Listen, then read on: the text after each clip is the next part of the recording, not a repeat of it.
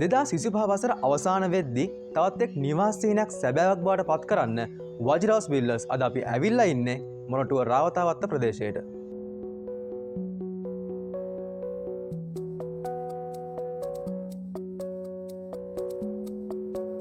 මේ නිවසේ flow arrangement එක ගත්තොත් මේ ගෙදර කාමර 3ක්, ලිවිං ඩයිනින් පැන්ට්‍රි ඒරියා එකක් සහ බාත්රූම් දෙකකින් සමන්විතයි.